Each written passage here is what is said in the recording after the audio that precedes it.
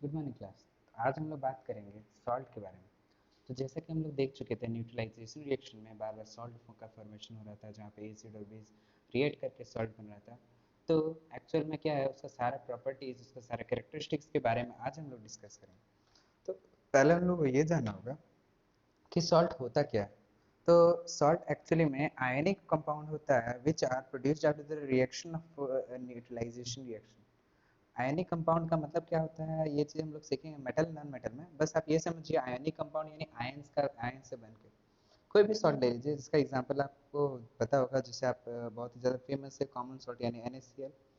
तो NaCl it is based upon Na plus and Cl minus, यानी Na का positive ion और Cl का नेगेटिव आयन दोनों मिल के बनाता है NaCl कंपाउंड। ठीक है, तो ये बेसिकली आयनिक कंपाउंड होता है। क्या बोलते हैं, NaCl का या फिर कोई भी कंपाउंड्स का, then it is said to be salt.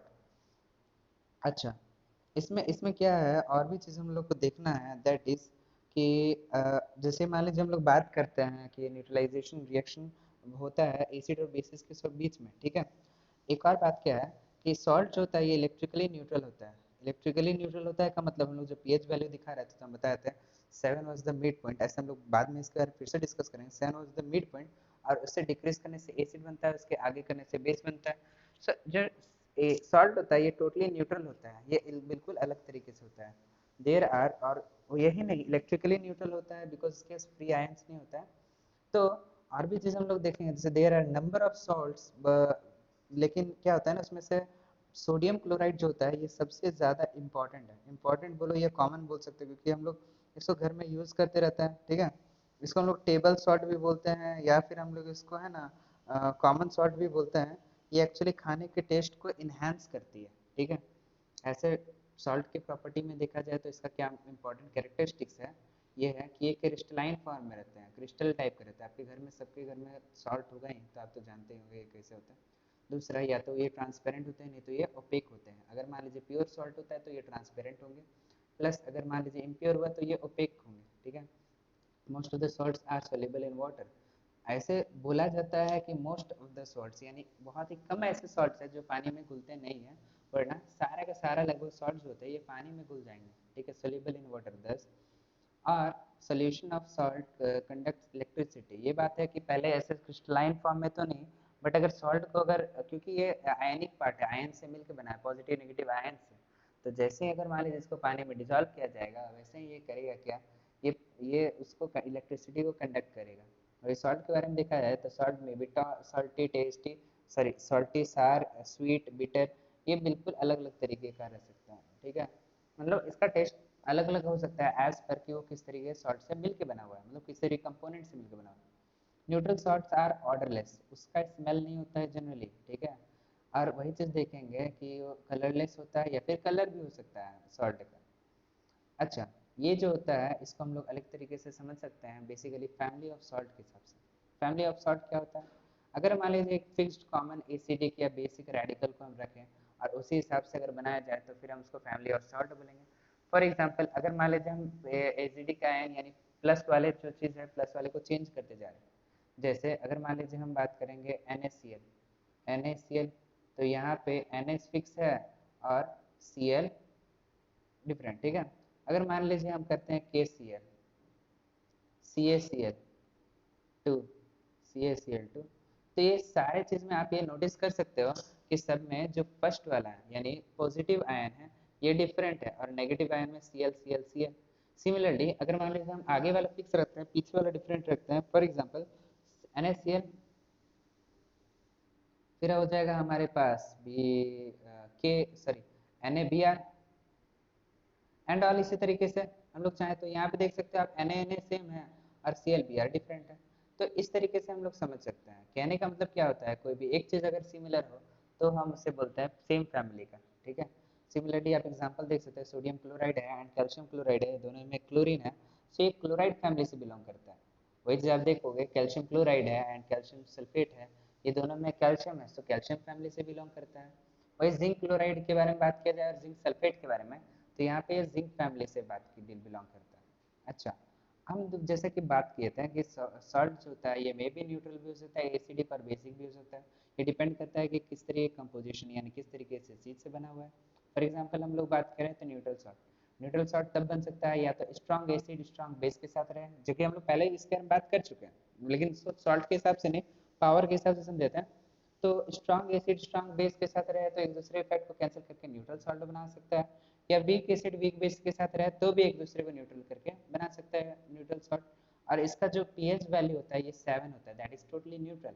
Example में आप कोई भी ले लो, सोडियम क्लोराइड ले लो, सोडियम सल्फेट ले लो, पोटेशियम क्लोराइड ले लो, ये सब का जो पैरेंट होता है, पैरेंट यानी हो गया आपका कि एसिड और बेस जिससे ये मिल्क बना हुआ है, ये पूरी तरीके से क्या बोलते हैं स्ट्रांग होता है। फॉर एग्जांपल सोडियम क्लोराइड का आप ले लीजिए, it is formed after the reaction of hydrochloric acid जो कि बहुत ही ज़्यादा स्ट्रांग एसिड है, एंड सोडियम हाइड्रोक्साइड जो कि बहुत ही ज़्यादा स्ट्रांग बेस है।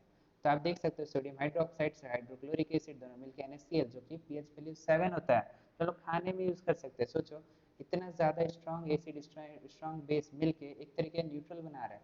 सिमिलरली सोडियम सल्फेट जरा देखें, it is found after the strong base और स्ट्रांग एसिड, यहाँ पे भी हम लोग सोडियम क्लोराइड को बना रहे हैं, सॉरी सोडियम सल्फेट के लिए यूज़ करेंगे सोडियम, एक्चुअली में यहाँ पे हमको यूज़ करना था सोडियम सल्फेट और सोडियम हाइड्रोक्साइड, एंड यहाँ पे यूज़ करना चाहिए था हमको हाइड्रोक्लोरिक एसिड, बट यहाँ पे रिएक्शन का थोड़ा सा ऊपर नीचे हो गया है, बट कोई नहीं, ये आप समझ सकते हो यहाँ पे रिएक्शन हो सकता है इसका कुछ इस तरीके से कि यहाँ पे हम लिखेंगे सोडियम हाइड्रोक्साइड, पोटेशियम हाइड्रोक्साइड की जगह पे यहाँ पे हो जाएगा हम लोग का सोडियम हाइड्रोक्साइड NaOH, और यहाँ पे हो जाएगा H2SO4,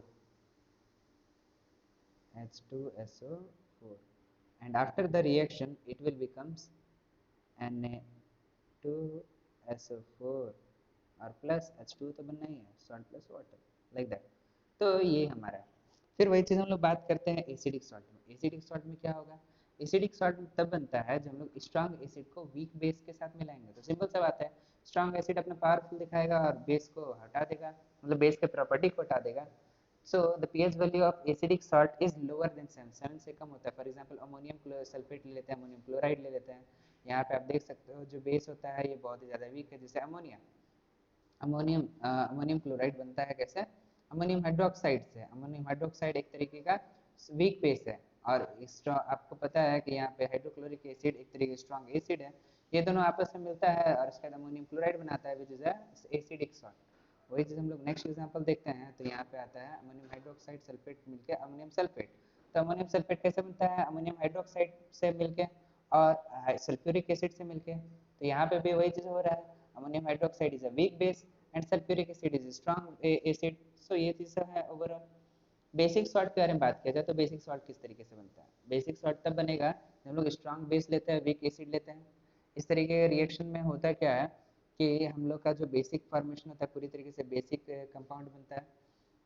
जैसे एग्जांपल में ले सकते हैं कैल्शियम सॉरी कार्बोनिक एसिड जो कि H2CO3, वही सोडियम हाइड्रोक्साइड ले लेता है तो बनाता है सोडियम कार्बोनेट। एंड इसी तरीके और भी एग्जांपल है, जैसे सोडियम एसीटेट भी इसी तरीके से बनता है। सोडियम एसीटेट बनता है एसिटिक एसिड और सोडियम हाइड्रोक्साइड के रिएक्शन से, जिसमें से जो एसिटिक एसिड है ये हमारा वीक बेस है, सॉरी वीक एसिड है, और स्ट्रॉन्ग बेस है तुम्हारा सोडियम हाइड्रोक्साइड। ये सब तो ठीक था, बट हम लोग का बात ये आता है कि what is the cause of formation of acidic basic और न्यूट्रल सॉल्ट, ये बनता कैसे, क्या है इसका कॉज है। तो हम लोग इसको लॉजिक के थ्रू समझ सकते हैं। Strong acid reacts with the weak base, the base unable to fulfil the neutralize, मतलब होता क्या है कि समझिए इस तरीके से कि जितना ज़्यादा बेसिक होता है वो अपना बेसिक नेचर उतना न्यूट्रलाइज कर लेता है, बट होता क्या है कि पूरी तरीके से न्यूट्रलाइज नहीं कर पाता है, एंड दस फॉर्मेशन दस the acidic salt is form.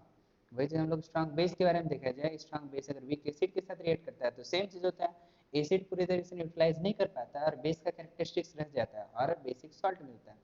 लेकिन अगर मान लीजिए हम लोग equally strong value of acid and base हम लोग लेते हैं, तो ये दोनों एक दूसरे को पूरी तरीके से न्यूट्रलाइज कर देता है, इक्वली डिस्ट्रीब्यूट करके न्यूट्रलाइज कर लेता है। Thus we observe the neutral salt, neutral salt बिल्कुल भी न्यूट्रल होगा। पीएच वैल्यू ऑफ सॉल्ट क्या हो सकता है, तो अगर मान लीजिए न्यूट्रल सॉल्ट का हम बात करें तो ऑलमोस्ट इक्वल टू 7 होता है, या पॉइंट में थोड़ा कम या ज़्यादा हो सकता है। वही अगर मान लीजिए एसिडिक सॉल्ट में देखा जाए तो इसका पीएच वैल्यू थोड़ा सा 7 से कम होगा। वही बेस के बारे में देखा जाए तो इसका पीएच वैल्यू 7 से ज़्यादा होगा। ठीक है, तो it is all about the salt, ये सॉल्ट के बारे में था। हम लोग नेक्स्ट क्लास में सॉल्ट के बारे में और डिस्कस करेंगे और कुछ कॉमन सॉल्ट्स के बारे में पढ़ेंगे। ठीक है, आई होप आज का क्लास आपको समझ आएगा। नेक्स्ट क्लास में हम लोग और इसके बारे में बात करेंगे और चैप्टर को एंड करने की कोशिश करेंगे। Till then bye, thank you.